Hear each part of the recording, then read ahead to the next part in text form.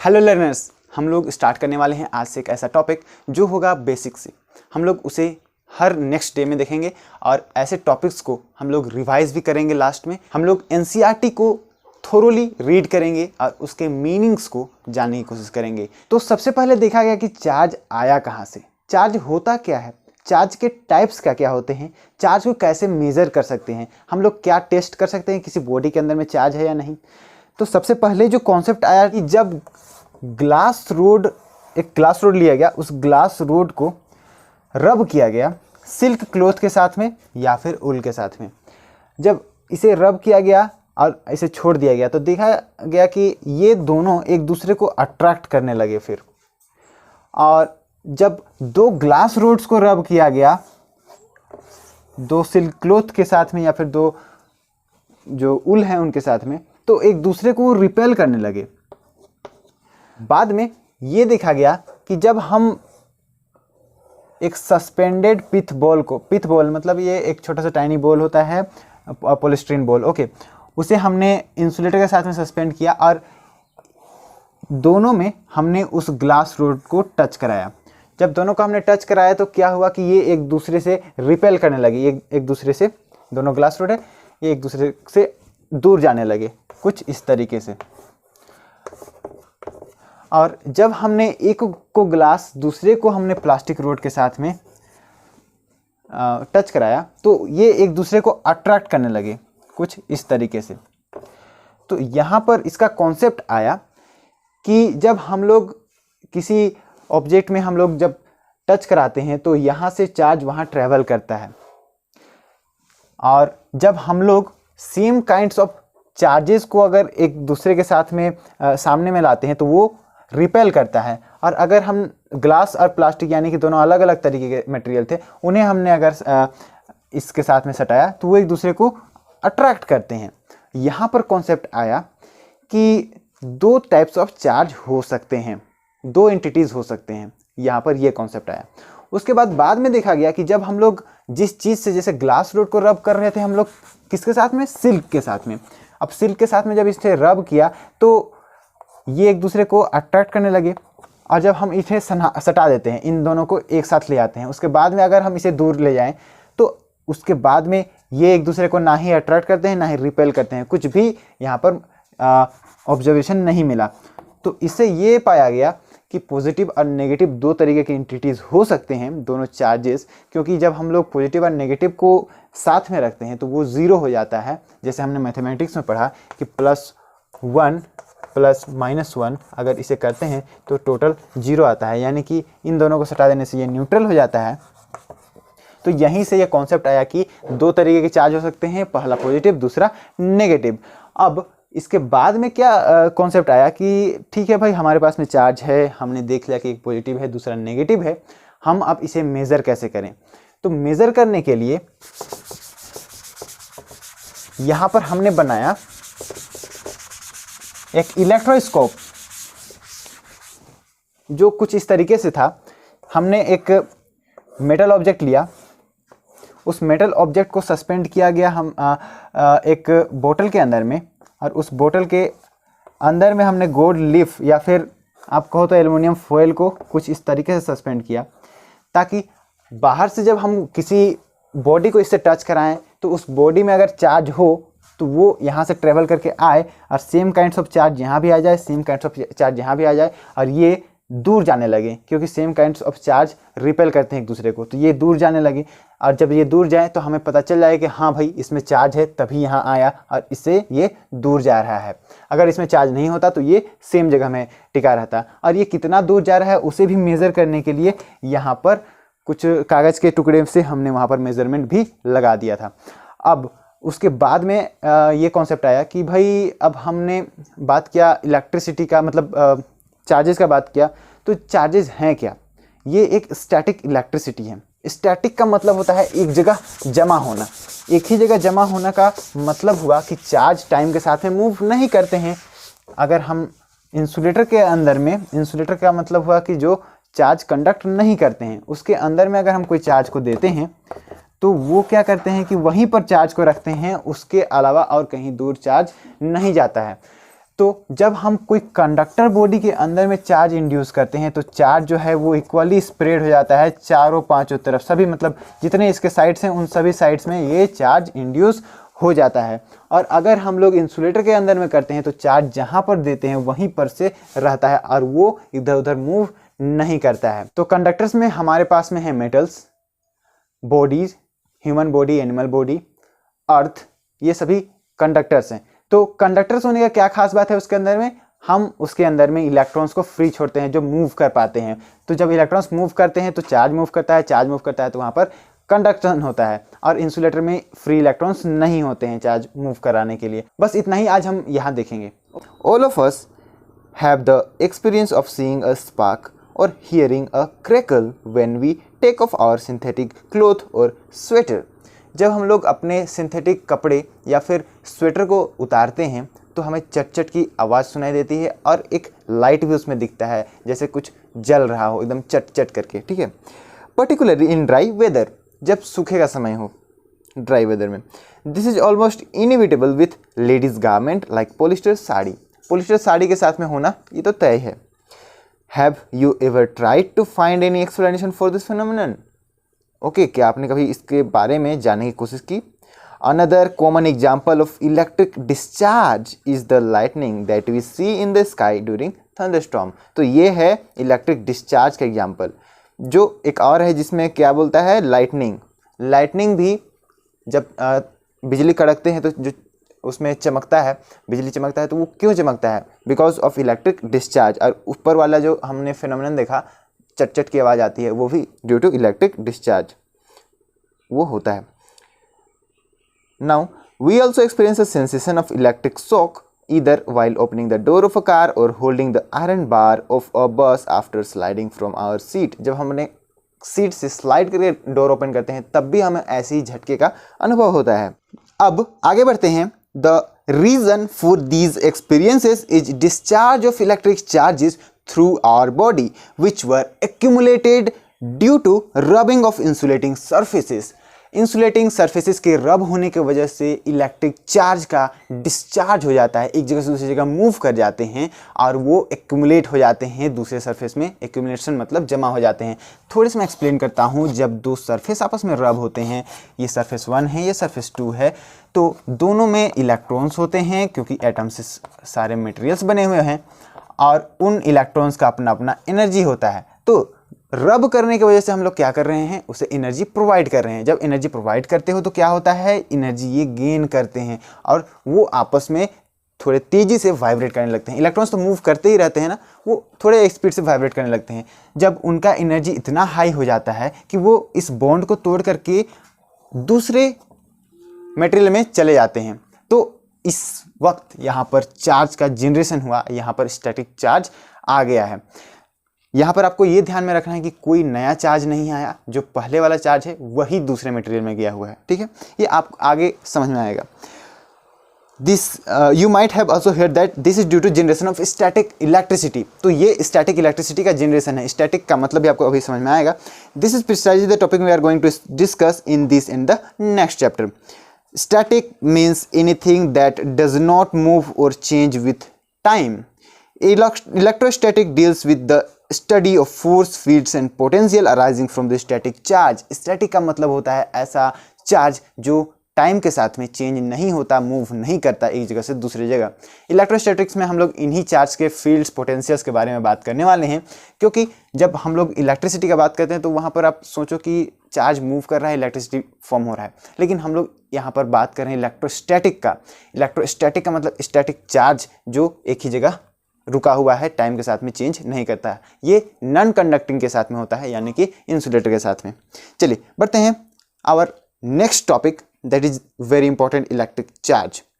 Historically the credit of discovery of the fact that amber rubbed with wool और silk cloth attracts light object goes to Thales of Miletus Greece around 600 BC। कहता है कि जो discovery हुआ कि amber को अगर हम लोग किसी सिल्क क्लोथ के साथ में अगर रब करते हैं तो वो बिट्स ऑफ पेपर को अट्रैक्ट करता है, छोटे छोटे पेपर्स को अट्रैक्ट करता है। तो ये जो है इसका ऑब्जर्वेशन किन्होंने किया, थैल्स ऑफ मिलेटस ग्रीस का, और उन्होंने ये डिस्कवर किया। The name electricity is coined from the Greek word electron means amber. तो एम्बर के नाम से ही इलेक्ट्रिसिटी का नाम पड़ा। एम्बर को इलेक्ट्रॉन कहा जाता है ग्रीस में, और उसे यहाँ पर इलेक्ट्रिसिटी का नाम उसी के नाम से दिया गया।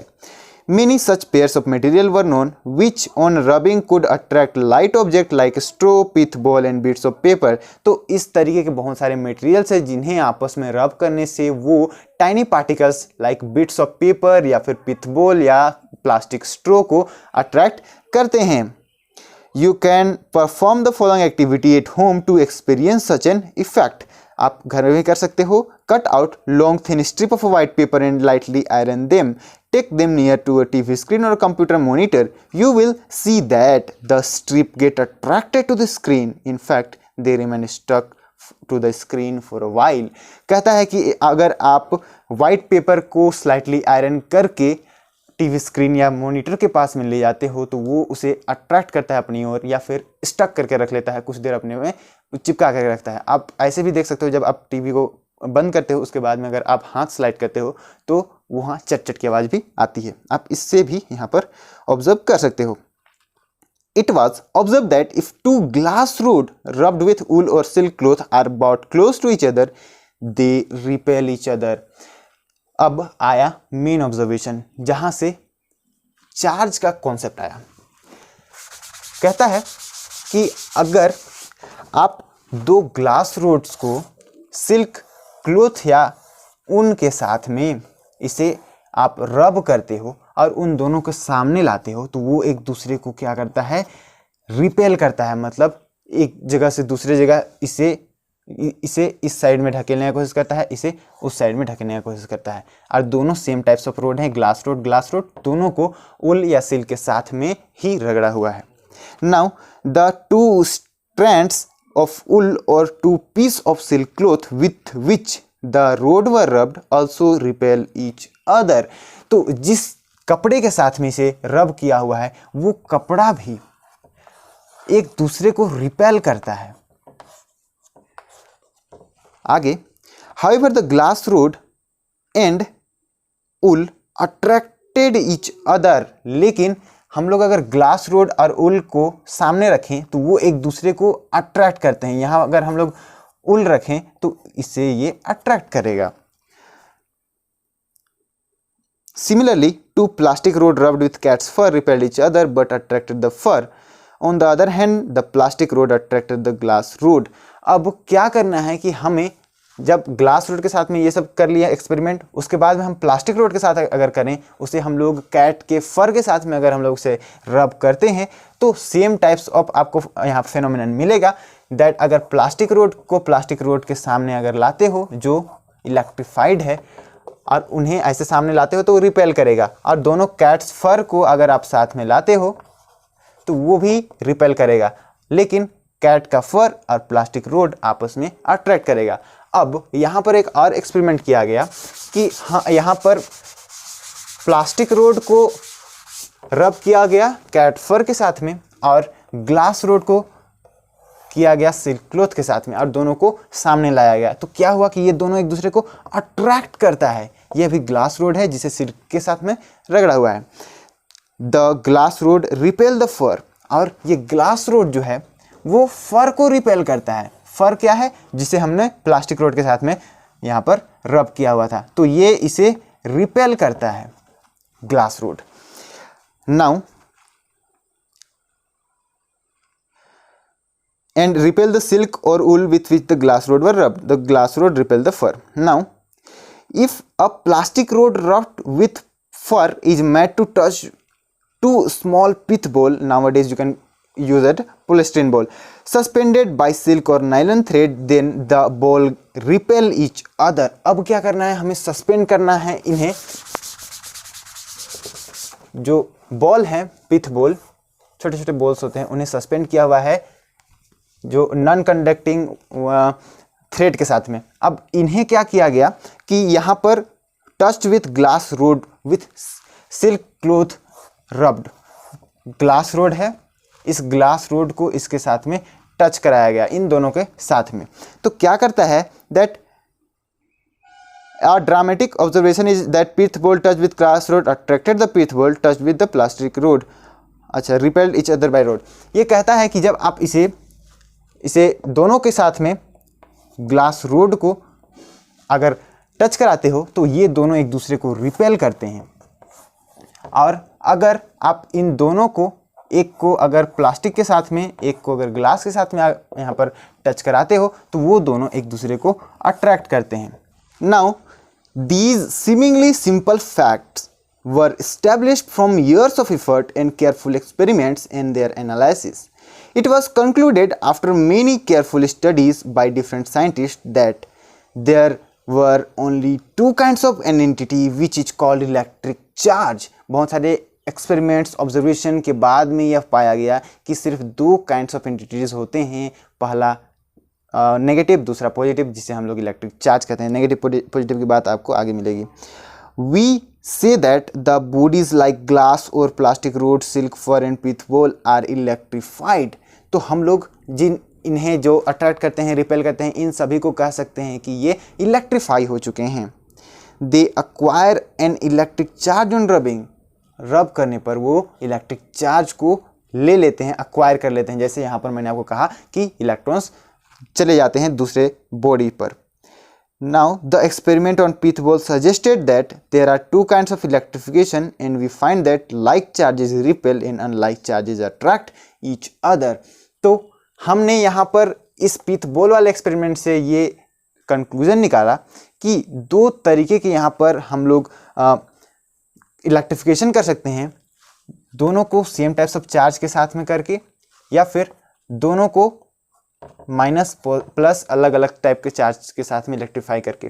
तो पहला वाला यहाँ पर क्या कहता है, that like charges repel and unlike charges attract each other. पहला वाला कहता है कि लाइक चार्ज जो होते हैं, मतलब दोनों पॉजिटिव या दोनों नेगेटिव, वो आपस में क्या करते हैं, रिपेल करते हैं, एक दूसरे को रिपेल करते हैं. अगर आपने यहाँ पर नेगेटिव नेगेटिव भी डाला हुआ है तो ये भी आपस में रिपेल करेंगे. बट सेकेंड वाला है unlike charges attract each other. अगर ये नेगेटिव है, ये पॉजिटिव है, तो ये अट्रैक्ट करेगा, या फिर ये पॉजिटिव है, ये नेगेटिव है, तो भी ये अट्रैक्ट करेगा. The experiment also demonstrated that the charges are transferred from the rod to the pith ball on contact.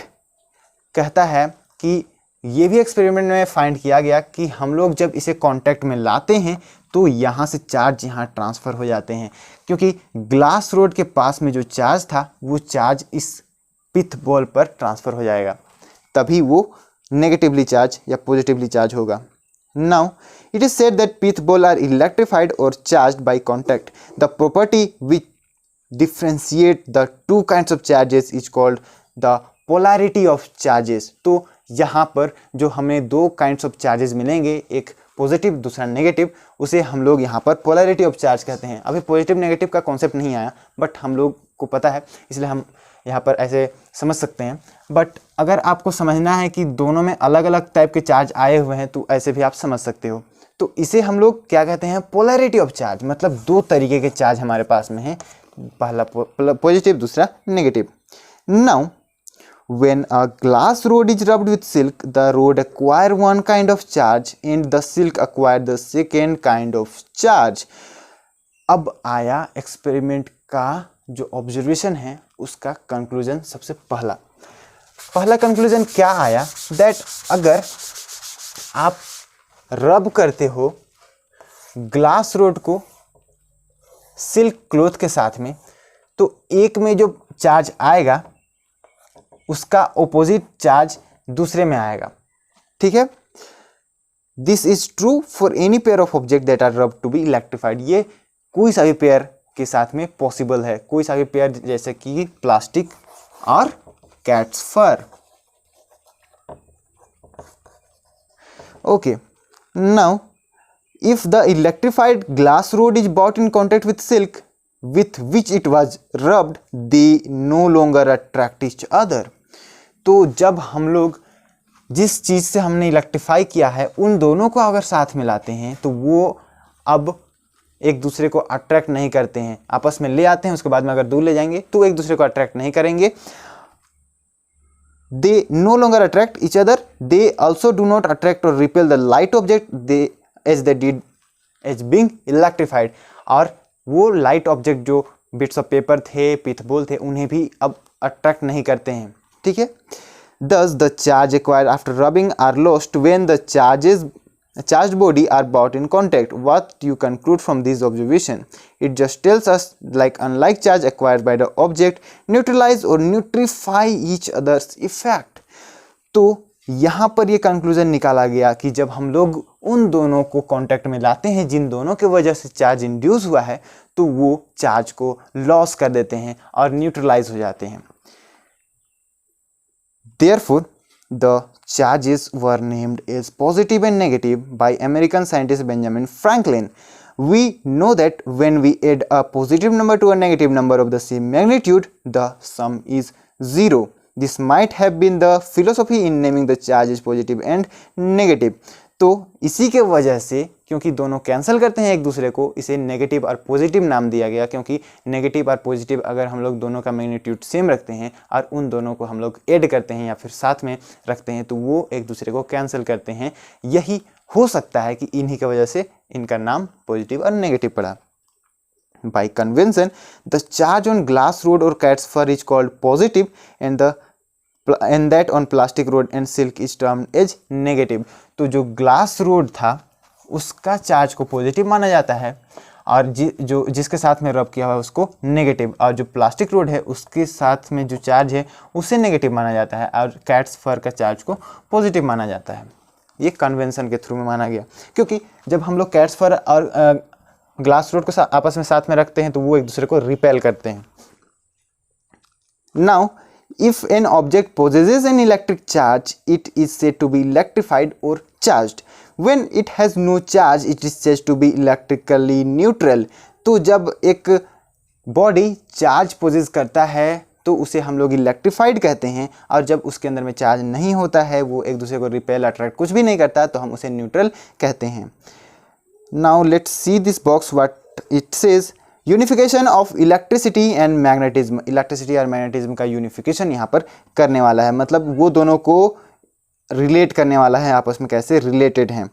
तो in olden days electricity and magnetism were treated as separate subjects. Electricity deals with charge on glass rods, cat fur, batteries, lightning etc.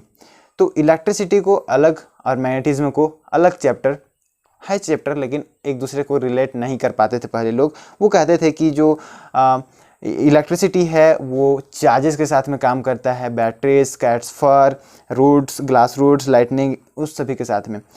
While magnetism described interaction of magnets, iron filling, compass needles. और magnetism को iron filings के साथ में, compass needles के साथ में, magnets के साथ में इंटरेक्शन को ऐसे समझा जाता था। इन 1820 Danish scientist Oersted found that a compass needle is deflected by passing an electric current through a wire placed near to the needle. तो यहाँ पर 1820 में ये पाया गया कि जब हम लोग इलेक्ट्रिसिटी को कहीं फ्लो कराते हैं और उसके बगल में कंपास नीडल रखते हैं तो वो भी डिफ्लेक्ट करता है। Ampere and Faraday supported this observation by saying that electric charge in motion produce magnetic field and moving magnets generate electricity. तो एम्पियर और फैराडे ने इसे सपोर्ट किया और उन्होंने कहा कि जब हम इलेक्ट्रिक चार्ज एक जगह से दूसरी जगह ट्रैवल कराते हैं तो वहाँ पर मैग्नेटिज्म का भी कॉन्सेप्ट आता है, वो जनरेट होता है, मैग्नेटिक फील्ड जनरेट होता है ना। And moving magnets generate electricity, और जो मूविंग मैग्नेट्स होते हैं वो इलेक्ट्रिसिटी जनरेट करते हैं।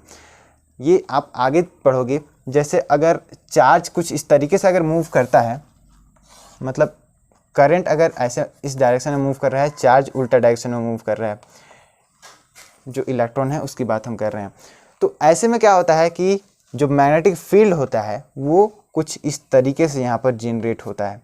आप इसे आगे चल करके देखोगे।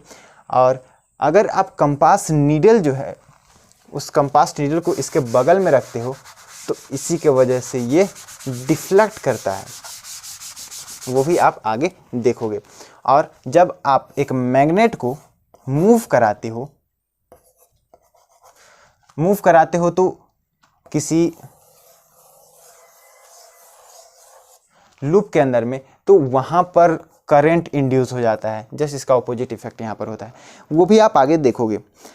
तो इसे हम तब तक छोड़ देते हैं जब तक हम मैग्नेटिज्म कंप्लीट नहीं पढ़ लेते हैं। बस इसमें आपको ये पता चलेगा कि इलेक्ट्रिसिटी और मैग्नेटिज्म आपस में रिलेटेड हैं, जिसे मैक्सवेल इक्वेशन के थ्रू में बाद में देखा गया।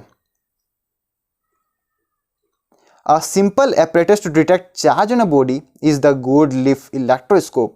It consists of a vertical metal rod housed in a box with two thin gold leaf attached to the bottom end. When a charged object touches the metal knob at the top end of the rod, charge flows on the leaves and they diverge. The degree of divergence is indicator of the amount of charge.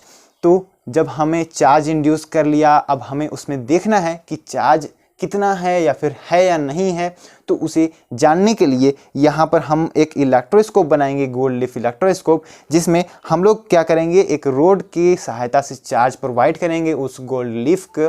और gold leaf जो है वो बहुत ही thin layer का होगा और वो deflect करेगा जब हम उसमें चार्ज प्रोवाइड करेंगे। तो चलिए इसे बनाने का देखते हैं। अगर आपको नहीं बनाना है तो आप इसे स्किप कर सकते हो, बस इसमें कोई बड़ा कॉन्सेप्ट नहीं है। Student can make a simple electroscope as follows. Take a thin aluminum curtain rod with pith ball attached fitted for hanging the curtain. तो आपको एक एल्युमिनियम कर्टेन रोड लेना है जो आपके जो कर्टेन होते हैं उन्हें टांगने के लिए यूज किए जाते हैं, जिसके एक साइड में बॉल होता है और मतलब दोनों साइड में बॉल होता है और उसे आपको लेना है। Cut out a piece of length to about 20 cm with the ball at one end and flatten the cut end. तो आपको क्या करना है कि एक एंड को आपको कट करना है, अगर है तो कट करो, अदरवाइज मम्मी से डांट पड़ेगी। Take a large bottle that can hold this rod and cork with fit in the opening of the bottle. Make a hole in the cork sufficient to hold the curtain rod snugly. तो क्या कहता है कि आपको उस road को लेना है जिसके एक साइड में बॉल हो, दूसरे साइड में आपको फ्लैट एंड काटना है और उसे आपको कुछ इस तरीके से कॉर्क को भी प्रिपेयर करना है दैट उसके अंदर में आप उस रोड को डाल दो और उस कॉर्क के अंदर में भी आपको कुछ इस तरीके से होल बनाना है जिसमें फिट हो जाए। ओके, और इसके अंदर में आपको उसी को कुछ इस तरीके से आपको बनाना है और ये होगा बोतल के अंदर में। और इसके अंदर में आपको क्या करना है, आपको इसके अंदर में गोल्ड लीफ को इसके अंदर में ऐसे सस्पेंड करना है। गोल्ड लीफ तो नहीं है, कुछ और लीफ यहाँ पर बताया गया, चलिए देखते हैं। Now slide the rod through the hole in the cork with the cut in the lower side of the end ball and projecting above the cork. जो बॉल होगा वो ऊपर साइड में होगा और जो लोअर एंड जिसमें कट हमने फ्लैट किया हुआ है वो नीचे होगा।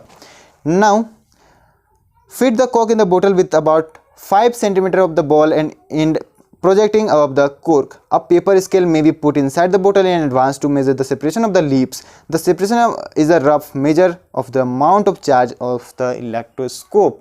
तो अब क्या करना है कि हमें कुछ इस तरीके का लीफ लेना है और उसे यहाँ पर ऐसे अटैच करना है और इसमें हम लोग मेजरमेंट के लिए कुछ लगा सकते हैं कागज़ से लिख करके, ताकि कितना वो फैल रहा है उसे हम लोगों को पता चले। यहाँ पर क्या होता है कि जब आप इसे चार्ज प्रोवाइड करोगे तो यहाँ पर भी सेम काइंड ऑफ चार्ज आता है, यहाँ पर भी सेम काइंड ऑफ चार्ज आता है और वो दोनों को रिपेल करता है। रिपेल करने की वजह से क्या होता है कि ये फैलने लगता है। Now to understand how the electroscope works, use the white paper strip we use for seeing the attraction of charged bodies. Fold the strip into halves so that you can make of fold. Open the strip and iron it lightly with the maintained fold up as shown in figure.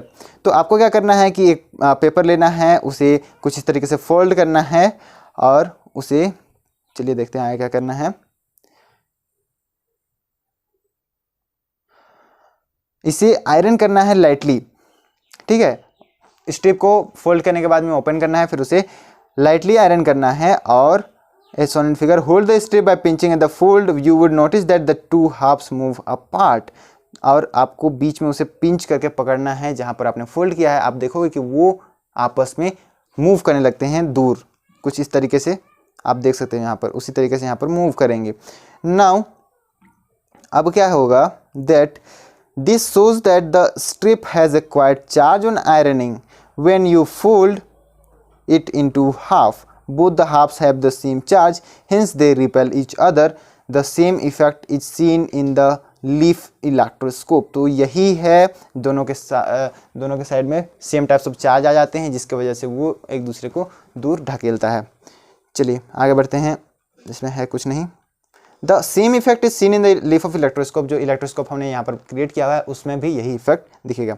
On charging the curtain rod by touching the ball and with an electrified body, charge is transfer to the curtain rod and the attached aluminum foil. Both the halves of the foil get similar charge and therefore they repel each other.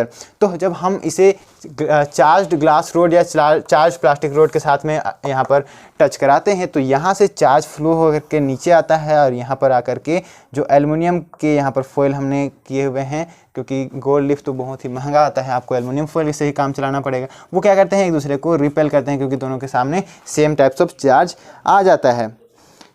The divergence in the leaves depend on the amount of charge on them. Let us first try to understand why material body acquires charge. तो charge की वजह से ही होता है। अब हमें देखना है कि चार्ज कैसे एक्वायर होता है किसी बॉडी में। You know, all the matter is made up of atoms or molecules. Although normally the materials are electrically neutral, they do not contain charge, but their charge are exactly balanced.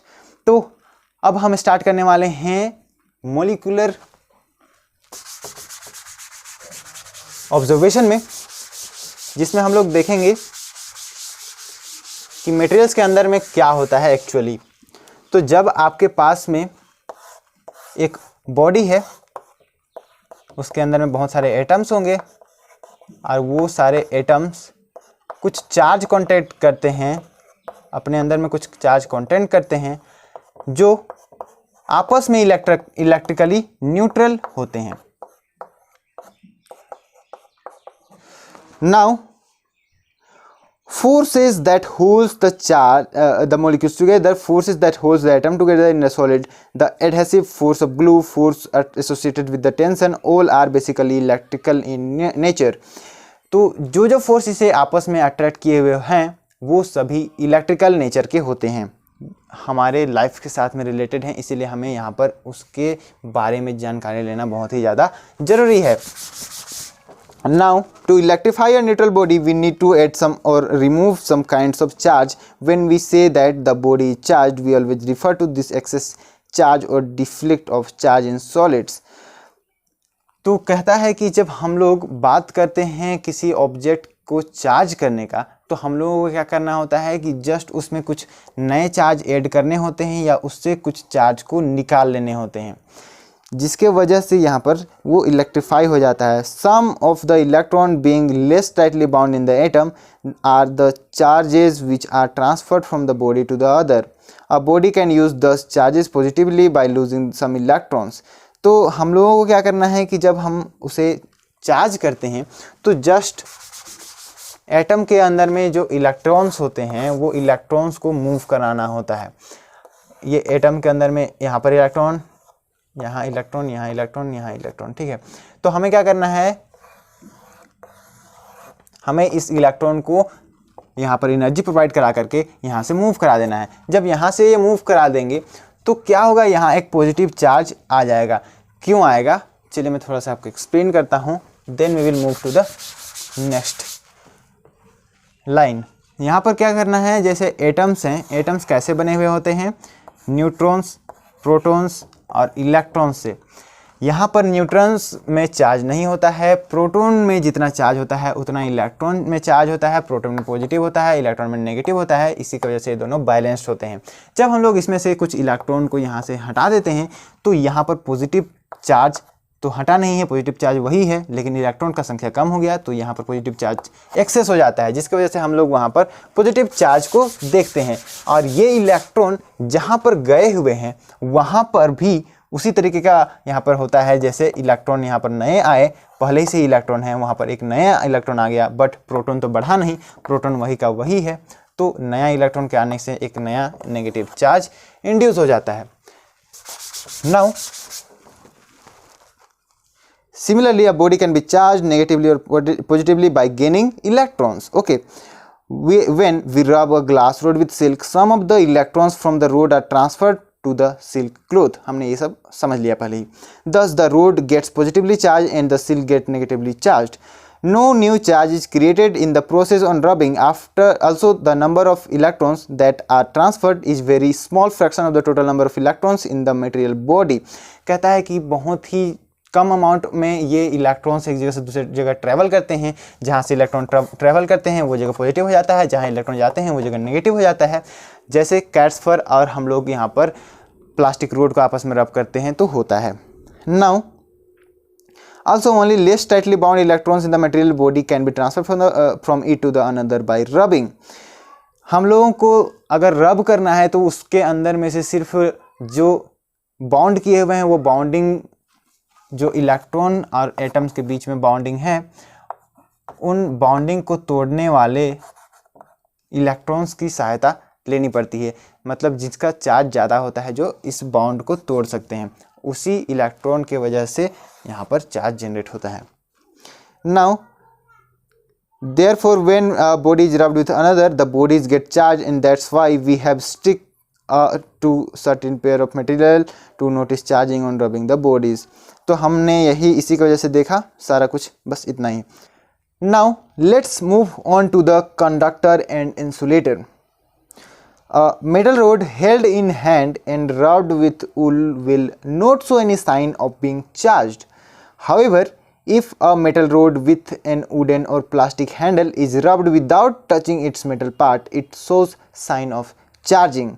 Suppose we connect one end of copper wire to a neutral pith ball and the other end to negatively charged plastic rod, we will find that the pith ball acquire a negative charge.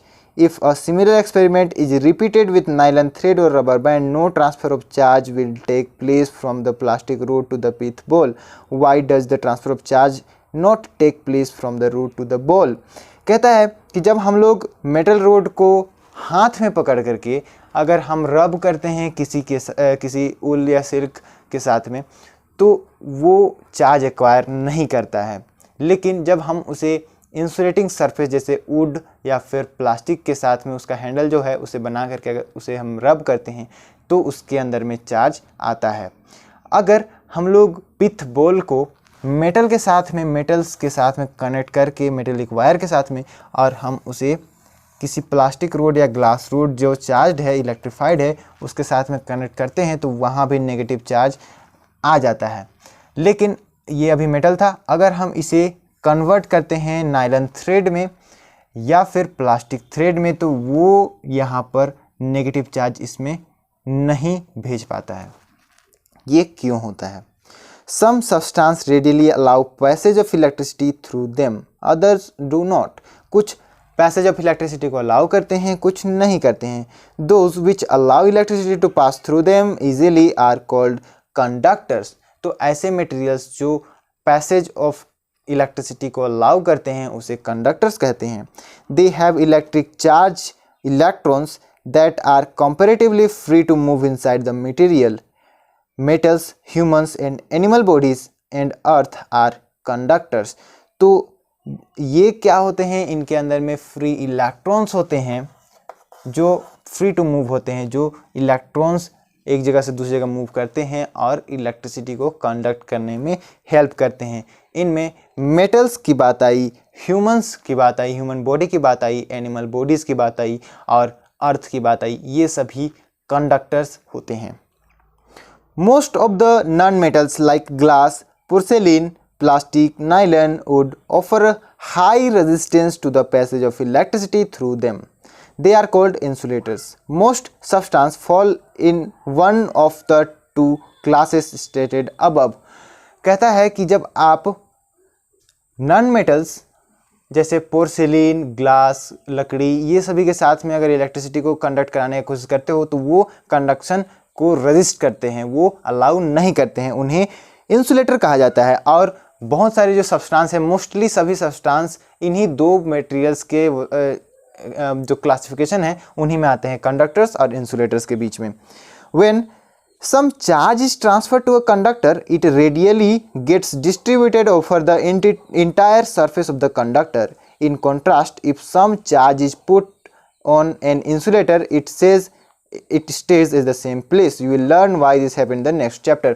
तो क्या होता है mostly कि जब आप कोई conductor के body पर, जब आपके पास में एक कंडक्टर बॉडी है, उसमें आप कुछ चार्ज को यहाँ पर भेज रहे हो, तो वो चार्ज क्या होता है कि सभी जगह इक्वली डिस्ट्रीब्यूट हो जाता है। बट जब आप एक इंसुलेटर के जगह में अगर आप कोई चार्ज को भेजते हो, तो वो इंसुलेटर क्या करता है कि वो चार्ज को वहीं पर जमा करके रखता है, दूसरी जगह पर भेजने का यहाँ पर ट्राई करता है, बट वो नहीं जा पाता क्योंकि यहाँ पर ये हाई रेजिस्टेंस है, यहाँ पर इलेक्ट्रिक मूवमेंट नहीं हो पाता है।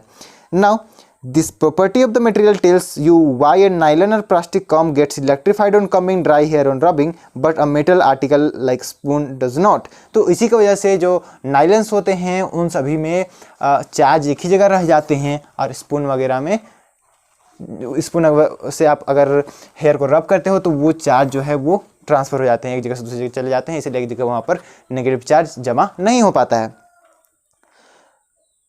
Now the charge on metal leak through our body to the ground is both are conductors of electricity. क्योंकि मेटल्स के साथ में अगर हम रब करें तो वो हैंड के थ्रू में वो चार्ज जो है वहाँ पर ट्रैवल करेंगे और जाकर के ग्राउंड में मिल जाएंगे, क्योंकि यहाँ पर मेटल जो हमने रब किया वो स्पून भी यहाँ पर कंडक्टर है, हमारा बॉडी ये भी कंडक्टर है, और जो ग्राउंड है वो भी कंडक्टर है।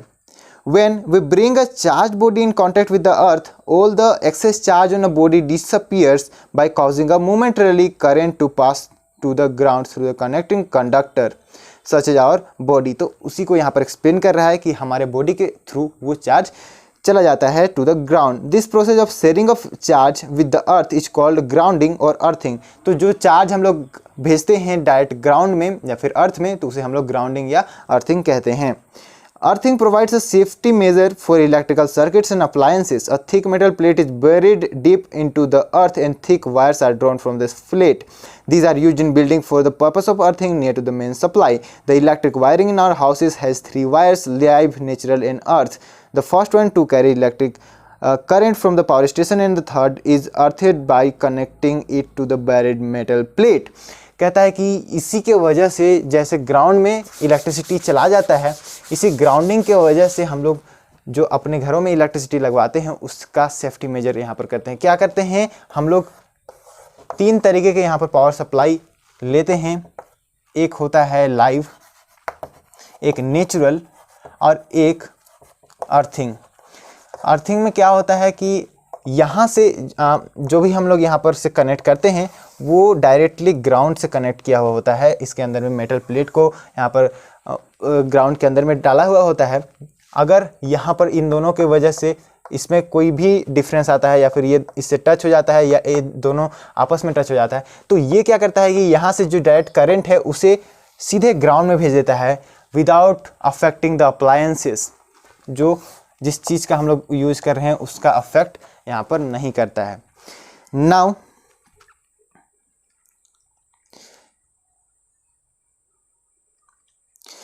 metallic bodies of the electric appliances such as electric iron, refrigerator, TV are connected to the earth wire. When any fault occurs or live wire touches the metallic body, the charge flows on earth without damaging the appliances and without causing any injury to the humans. This would have otherwise been unavoidable since the human body is conductor of electricity. तो जो मैंने आपको explain किया just वही कह रहा है कि अगर यहाँ पर ये दोनों में से कोई भी मेटल पार्ट के साथ में या फिर इसके साथ में कनेक्ट हो जाते हैं, क्योंकि वहाँ तो इलेक्ट्रिसिटी फ्लो कर रहा है, वहाँ पर फ्री चार्जेस हैं, तो उसके वजह से ह्यूमंस को यहाँ पर दिक्कत आ सकती है। उसके वजह से ये डायरेक्टली अर्थिंग में भेज देता है करंट को।